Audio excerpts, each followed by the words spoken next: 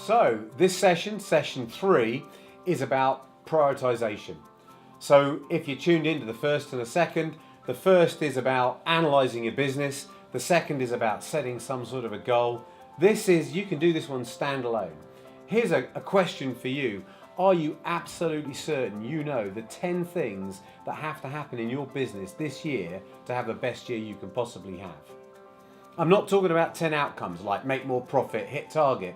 What are the things you've got to do to achieve those outcomes? And I say 10 because if it's a list of 1 or 2, they're probably very generic. If it's a list of 500, your head's going to spin. So if you don't know the 10 key things that your leadership team, that your team need to achieve this year, how efficient are you? You might know that time management one, the one with the rock and the buckets. Let me remind you just in case. You go down to the beach, you have a big bucket. You put in some big rocks into that bucket. You go closer to the foreshore and you get handfuls of big pebbles and you throw them in that bucket in the little gaps between the big rocks. You go closer to the shore again, you get a load of gravel and you put that on top and give it a shake, and some more gravel and give it a shake. That bucket's getting pretty full. We go right down to the waterfront now and we dig up some sand, fine sand. We sprinkle that on top and tamp it down. That bucket is super full, but it's not completely full. We can even go into the sea, take a bucket full of water, put it in, it's absolutely crammed. Try that exercise back to front. Slosh in some water, a handful of sand, a little bit of grit, some big pebbles. You're not going to put many big rocks in. This is a metaphor for time management. You need to know your big rocks. And if you don't know what they are, if you don't agree them with your top team, don't be surprised if your time management, efficiency and growth are hampered by that. So how do we get those down? So exercise 1 and 2, where you're looking at analyzing your business and your goal, should tease out some of those priorities. You maybe know some of those priorities. Get the new business team working, hire a better sales force, get the leadership team on one page, get better employee engagement. There might be some big rocks. Actually, because we've done this exercise with like 3,500 partners, we know what the big rocks are. And there's a slide which we'll show you with some typical big rocks. But just before you decide which your big rocks are, I'd like you to think a different way. And here's a really interesting thought. We'd like you to do a pre-mortem. Pre-mortem? What are you talking about? I'd like you to imagine this is now the day of your goal. You've achieved your goal. You've achieved your fantastic success. Whatever it might be, you might have sold the company, floated the company, bought some other company. It's a fantastic day. And everybody is really excited. You're going to celebrate. I wonder how you'll celebrate. I wonder what you'll do. Will you treat them? Will you take them down the pub? Will you take them to the Ritz? Will you take them to Timbuktu? Fantastic. Think about how you'd celebrate. Think about all the things that you achieved to get you there. And now the pre-mortem. Imagine you didn't have that happy day. Imagine in Alan Sugar's world, you got fired. You're the apprentice and you got fired and you're in the Bridge Cafe and you're sitting there thinking, that didn't work so well. Write a list of all the things that stopped you from achieving your goal. Write that list really quickly. Do the same with your team. Get them to write the list. We failed to ... We weren't on the same page. Our sales engine didn't work very well. We got beaten up on price. I don't know what the things are. It's whatever the things are. But if you can write the list of things that stopped you from getting to your goal, and you can get your team to do the same thing, fantastic. Now go look at those big rock priorities that others have. And if you've got some clues as to what could stop you, and you looked at what you needed to do, you should end up with a one list, right? And what we're going to ask you to do, and this is an interesting exercise that you can use in many different ways, but we're going to get you to use this incredible priority tool here. And actually on the online resource, there is an explanation of how you're going to score this. So in the video, it doesn't make sense for me to explain to you how to score it, but I do need to explain to you how you're going to use it. I've got my list of 10 things.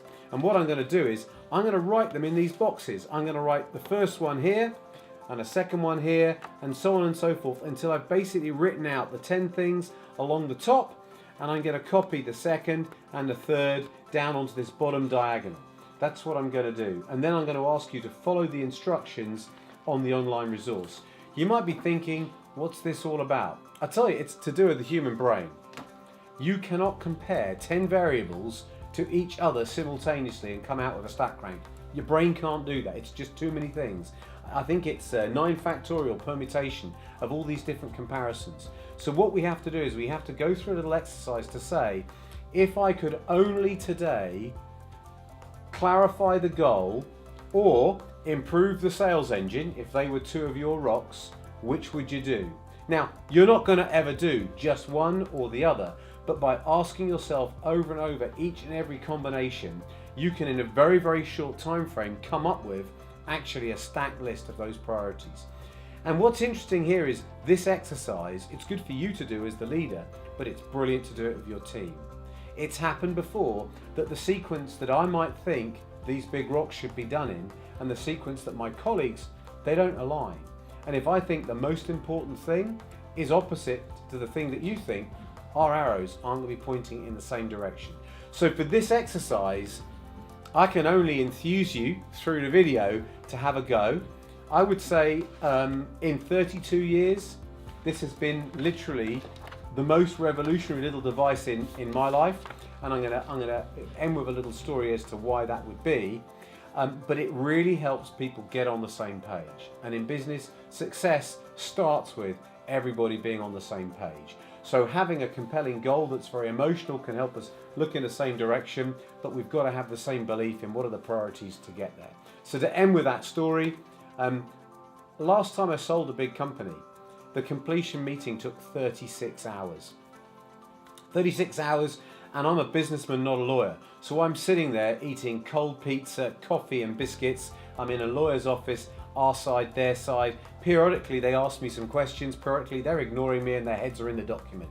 I can't go until the thing's done, 36 hours. At the end of that, I'm dizzy, I'm tired, I'm emotional. But we got the deal away, the company was sold, fantastic. I got the pound. I get in the car, my wife's come to collect me, I'm not safe to drive. But actually I'm really wired, I'm beside myself and I'm not going to be a good passenger. And she's smart, so she said, okay Sean, you drive, but slowly. And she talks to me. And she's a psychologist, by the way. And she asked me some questions. She said, what are you going to do next? I haven't got a clue, I've just been selling my company, I've got no idea what I'm going to do next. What's important to you in life?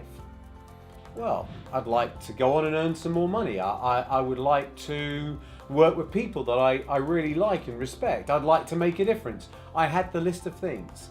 Very quickly, I had my list of 10 things. She asks me, what's the most important to you out of those? I don't know. I mean, I need all of them. She did that exercise, that prioritization exercise in the context of what's important to me. And it was really odd because I'm driving the car, I'm very tired, she's asking me all these questions. At the end of it, I was like completely dumbfounded. I had to ask her, so tell me, what was the most important thing? Pretty inconvenient because I like to think of myself as a big gung-ho entrepreneur. The number one thing on that exercise for me that day was actually having control over my work-life balance. Now, that was not to my self-image. If you'd have said, there's a list, I'd have picked that one last because I'd have thought that's not really important to me. But actually, when comparing each value to each other value, it really was super important.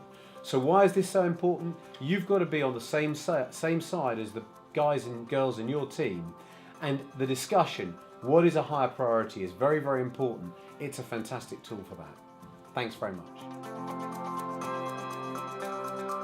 So one fantastic thing is the UK government's initiatives to help businesses grow. If your business has less than 250 staff and less than 40 million revenue in turnover, you're eligible for grants to help with the exact type of work that we're talking about here.